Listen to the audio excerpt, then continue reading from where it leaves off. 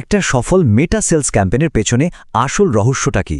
অনেকেই ভাবেন হয়তো দারুণ কোনো ক্রিয়েটিভ বা নিখুঁত টার্গেটিং, কিন্তু আসল খেলাটা লুকিয়ে থাকতে পারে বাজেটিংয়ের মধ্যে। চলেন আজ আমরা সেই স্মার্ট বাজেটিংয়ের গোপন কৌশলটা জেনে নেই। তো আজ আমরা কি দেখব? প্রথমে জানব স্মার্ট বাজেটিংয়ের সেই গোপন রহস্যটা।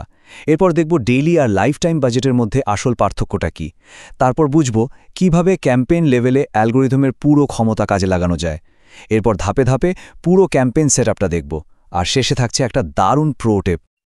আচ্ছা, তাহলে আর দেরি না করে চলেন শুরু করা যাক আমাদের প্রথম অংশ দিয়ে। এটাই কিন্তু আপনার ক্যাম্পেইনের রেজাল্ট পুরোপুরি বদলে দিতে পারে। কখনো কি মনে হয়েছে যে অ্যাডের বাজেটটা ঠিকমতো কাজ করছে না? মানে বাজেটটাই হয়তো ক্যাম্পেইনের সাফল্যের পথে একটা বাধা হয়ে দাঁড়াচ্ছে? যদি এমনটা মনে হয় তাহলে চলেন এর একটা দারুণ ফ্লেক্সিবল আর শক্তিশালী সমাধান খুঁজে বের করি। এই সমাধানটা বুঝতে হলে আমাদের আগে বাজেট সেট করার দুটো প্রধান উপায় নিয়ে একটু কথা বলতে হবে। চলেন দেখি কোনটা আসলে বেশি কাজের। দেখেন, একদিকে আছে ডেইলি বাজেট। এটা সোজা কথায় প্রতিদিন খরচের জন্য একটা নির্দিষ্ট অ্যামাউন্ট ঠিক করে দেয়, মানে বেশ কড়াকড়ি। আর অন্যদিকে আছে লাইফ টাইম বাজেট, যেটা পুরো ক্যাম্পেইনের জন্য একটা মোট বাজেট ঠিক করে। এর সুবিধা হলো অ্যালগরিদম যখন দেখে কোনোদিন ভালো পারফর্ম করার সুযোগ বেশি, সেদিন বেশি খরচ করে, আবার অন্যদিন কম খরচ করে, মানে অনেক বেশি ফ্লেক্সিবল। বিষয়টাকে আরেকটু সহজভাবে ভাবা যায়। ধরেন ডেইলি বাজেট হলো অনেকটা দৈনিক মজুরির মতো, প্রতিদিন যা পাওয়ার তাই পাবেন, কাজ কম হোক বা বেশি। কিন্তু লাইফ টাইম বাজেট হলো একটা পুরো প্রজেক্টের কন্ট্রাক্টের মতো, যেখানে কাজটা ঠিকমতো শেষ করার জন্য যখন যেখানে রিসোর্স বেশি দরকার সেখানেই তা ব্যবহার করা যায়। এই চার্টটা দেখলেই ব্যাপারটা আরও পরিষ্কার হয়ে যাবে। দেখেন লাইফ টাইম বাজেট কিভাবে খরচটা অ্যাডজাস্ট করছে।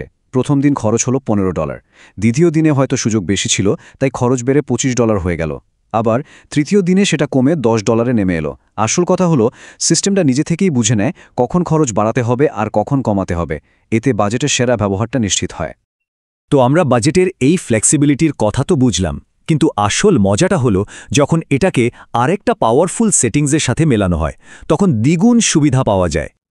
প্রো লেভেলের স্ট্র্যাটেজিটা হলো বাজেটটাকে অ্যাডসেট লেভেলে না দিয়ে সরাসরি ক্যাম্পেইন লেভেলে সেট করা আর অপশন হিসেবে লাইফ টাইম বেছে নেওয়া।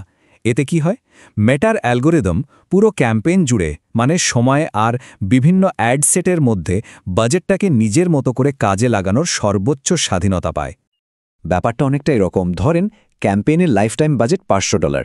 এখন অ্যালগরিদম দেখছে যে অ্যাডসেট এ, বি আর সি এর মধ্যে কোনটা সবচেয়ে ভালো পারফর্ম করছে। যখনই দেখবে যে বি সবচেয়ে ভালো রেজাল্ট দিচ্ছে, বাজেটটা অটোমেটিক্যালি সেদিকেই বেশি করে পাঠিয়ে দেবে। কি দারুণ একটা সিস্টেম, তাই না? আচ্ছা, থিওরি তো অনেক হলো, মূল কৌশলটা আমরা বুঝে গেছি।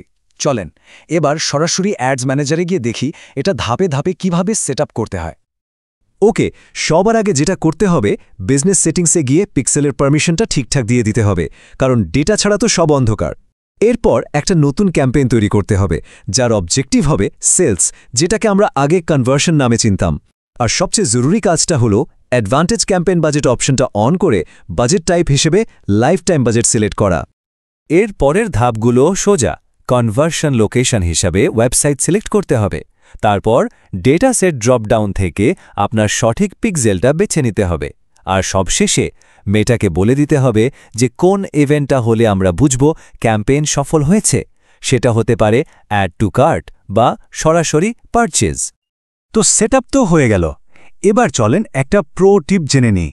এটা বিশেষ করে তাদের জন্য খুব কাজে লাগবে যাদের একসাথে অনেকগুলো নির্দিষ্ট লোকেশন টার্গেট করতে হয়। একটু চিন্তা করেন তো, কোনো ক্লায়েন্ট আপনাকে টার্গেট করার জন্য 50টা বা 100টা জিপ কোডের একটা লিস্ট ধরিয়ে দিল। এখন এই সবগুলো কোড একটা একটা করে অ্যাড ম্যানেজারে টাইপ করা কি পরিমাণ সময় নষ্ট করা, তাই না? খুবই বোরিং একটা কাজ। এটার একটা সুপার সহজ সমাধান আছে। অ্যাড সেটের লোকেশন টার্গেটিংয়ে গিয়ে অ্যাড লোকেশনস ইন বাল্ক অপশনটা সিলেক্ট করুন। এরপর লোকেশন টাইপ হিসেবে পোস্টাল কোডস বেছে নিন। এবার শুধু আপনার লিস্টটা কপি করে বক্সে পেস্ট করে দিন। ব্যাস, ম্যাচ লোকেশনসে ক্লিক করলেই সব কোড একবারে অ্যাড হয়ে যাবে। কত সময় বেঁচে গেল ভাবেন। তবে হ্যাঁ, একটা কথা মাথায় রাখতে হবে, এই ফিচারটা সেই সব দেশের সবচেয়ে ভালো কাজ করে যাদের পোস্টাল কোড সিস্টেম আন্তর্জাতিকভাবে ইন্ডেক্স করা, যেমন আমেরিকা। তাহলে আমরা দেখলাম যে ওই প্রতিদিনের ধরা বাঁধা বাজেটের বদলে যদি একটা flexible campaign wide life time budget ব্যবহার করা যায়, তাহলে অ্যালগরিদমের পুরো ক্ষমতাটাকে কাজে লাগানো সম্ভব। এখন ভাবার বিষয় হলো আপনার পরের ক্যাম্পেইনটাকে আরও পাওয়ারফুল করতে বাজেটের এই ফ্লেক্সিবিলিটিটা আপনি কিভাবে কাজে লাগাবেন।